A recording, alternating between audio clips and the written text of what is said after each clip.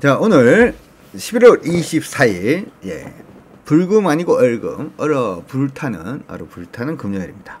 자, 오늘 시장은 사실 조금 애매한 게 미국이 땡스기빙, 그렇죠? 추수감사절 때문에 좀 휴장을 했고, 이 휴장 때문에 자, 시장 안에서는 흐름 자체 우리가 좀 봐야 되는 부분들 좀 달라지고 있는 것도 좀 없습니다. 그렇죠? 그래서 오늘은 조금 어떻게 보면 좀 잔잔한 하루가 아닌가 이렇게도 좀 생각을 해보는데요.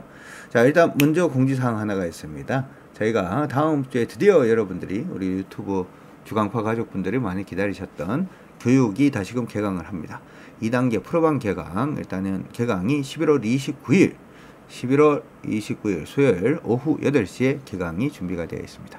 시장에서 이럴 때는 어떻게 해야 되나요? 종목을 사야 되나요? 종목을 팔아야 되나요? 종목을 반을 팔아야 될까요? 종목을 다 팔아야 될까요? 라고 하는 명확한 규칙을 한 25가지 정도를 정리를 해서 여러분들이 그 규칙만 외운다면 시장 안에서 10년 정도 이상 된 투자력을 가질 수 있는 교육을 준비를 해놓고 있으니까 여러분들 요 강의 예전에 많이 기다리신 분들 이번에 놓치지 마시고, 또 놓치면 또 2개월 기다려야 되니까 놓치지 마시고 수강 신청해 주시면 좋을 것 같고요.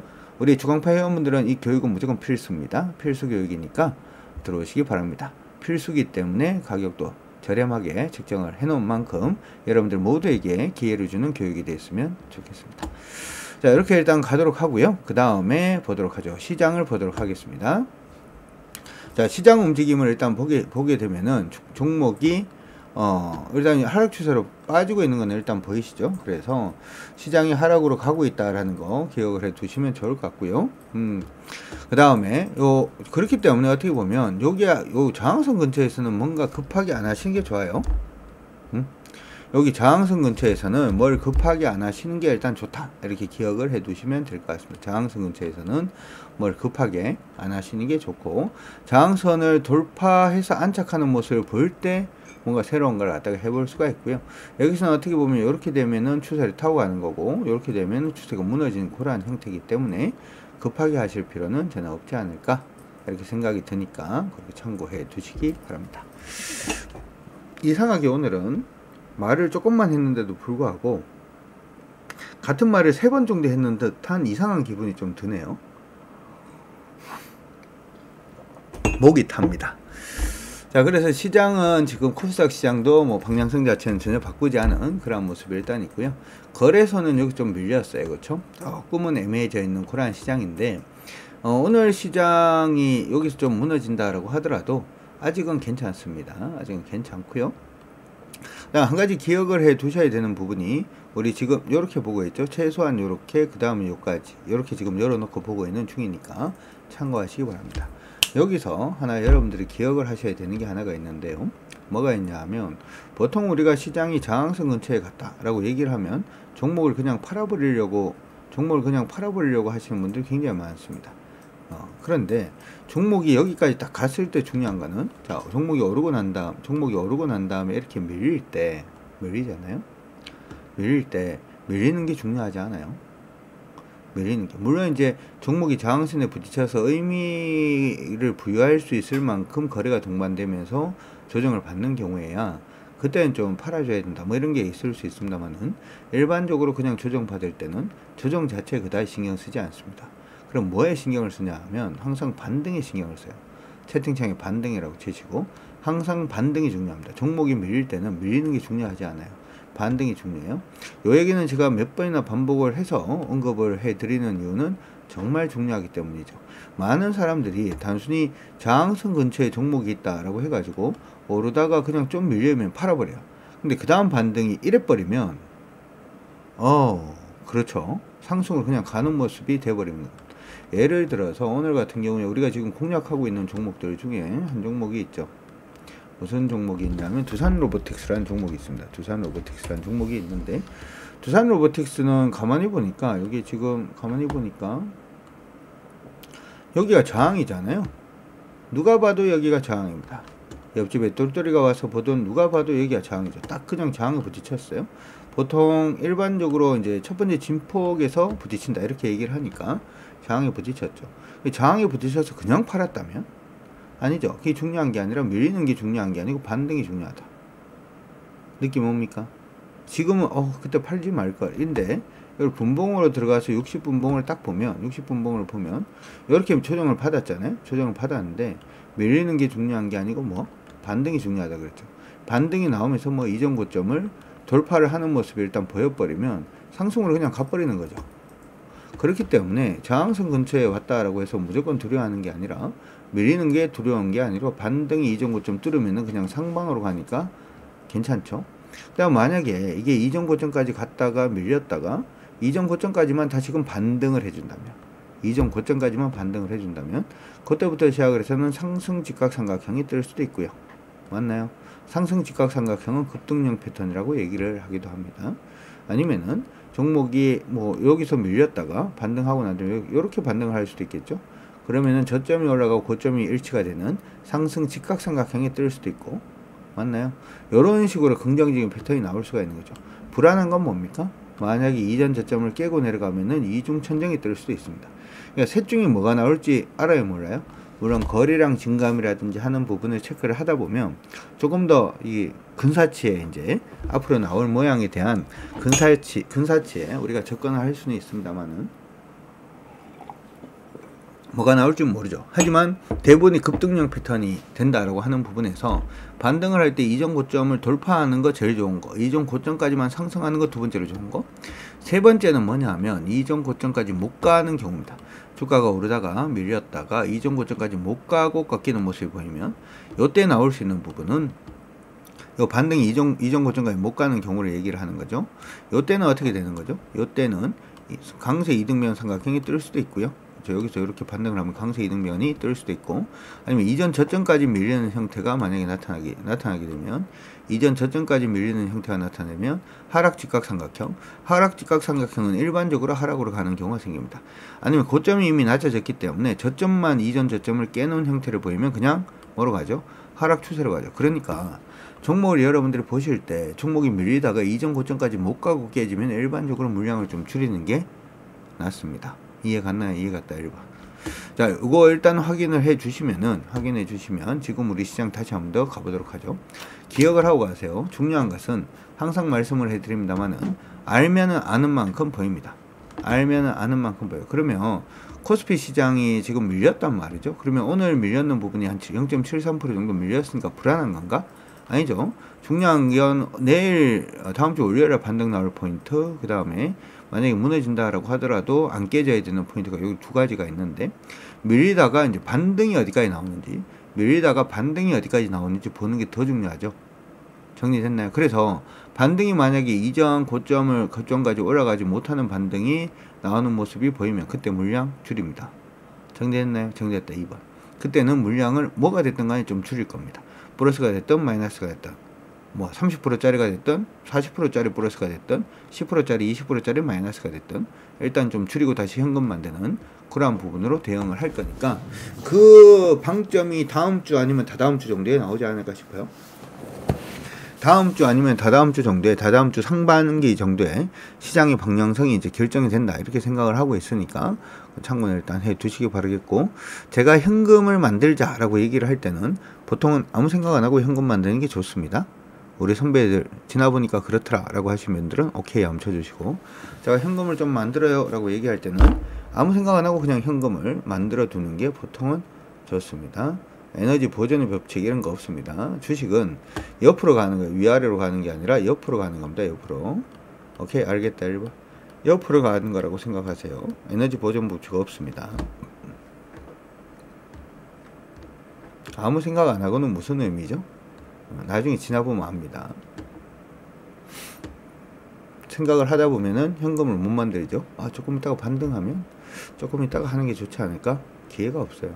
나중에 보면 압니다. 하라는 대로 해주시면 좋습니다.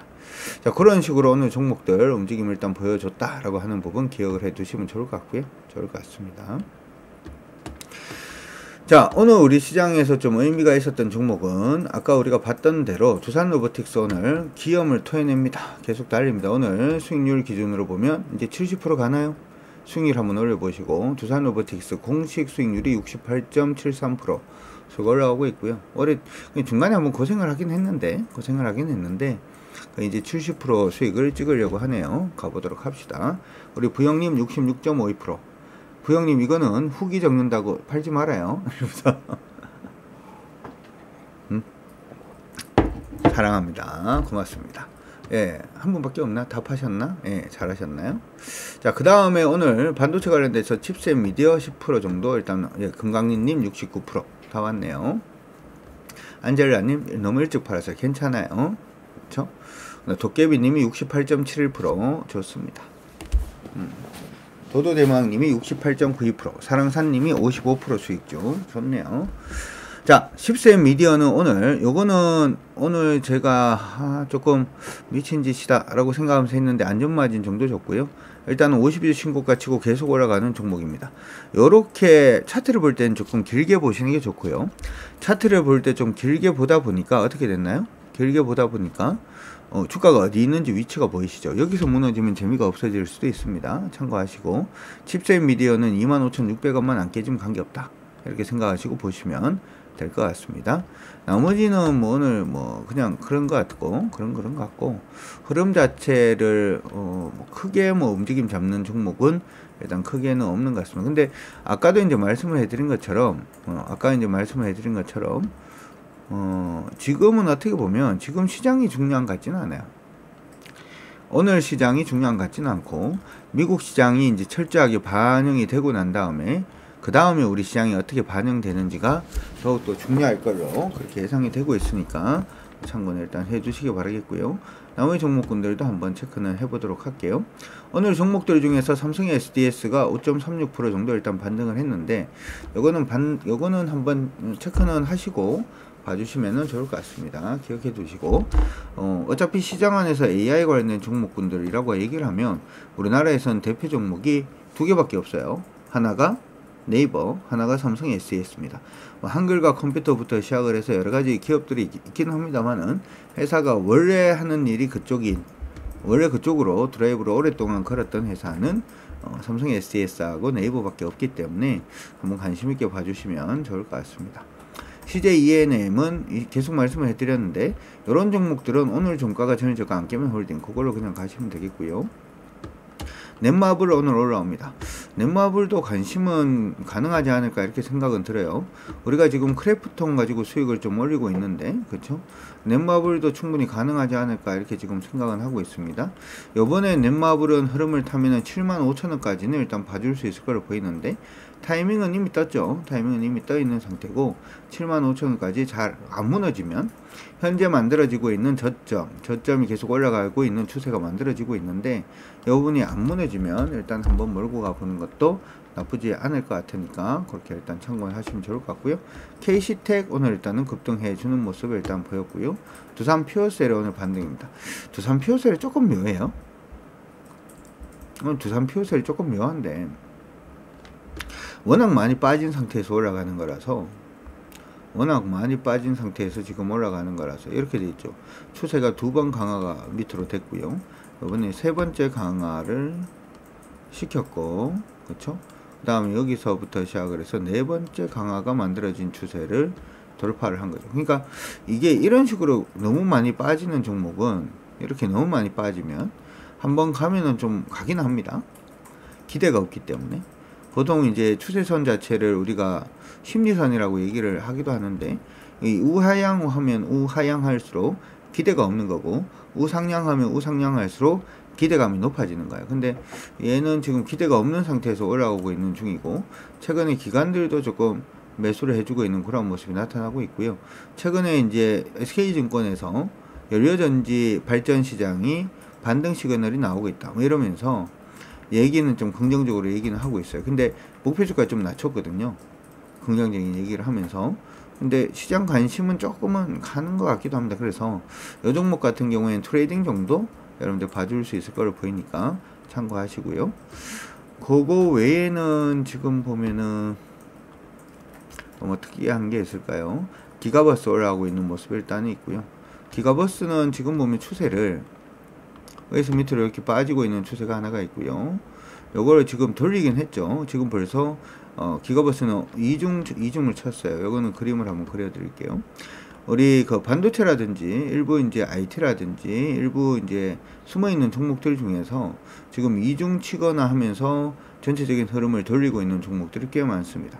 얘가 이제 그들 종목들 중에 하나고, 오늘은 반등하고 난 다음에 윗꼬리를 좀 달고 있는 그런 모습은 일단 보입니다만은, 다음 주 요 추세를 그대로 이어나갈 수 있는지에 대한 여부 한번 체크는 해보시고 봐주시면 좋을 것 같고요. 이 종목 같은 경우에는 오르기 시작을 하면 여기 안에 박스로 일단 움직일 가능성이 일단 있습니다. 여기 안에 박스로 움직일 가능성이 일단 있으니까 그렇게 참고해 주시기 바라겠고요. 짝꿍댕이 이런 거는 다른 데서 쓰는 단어죠. 제가 쓰는 단어는 아닙니다. 그쵸? 늘목고수님, 그쵸?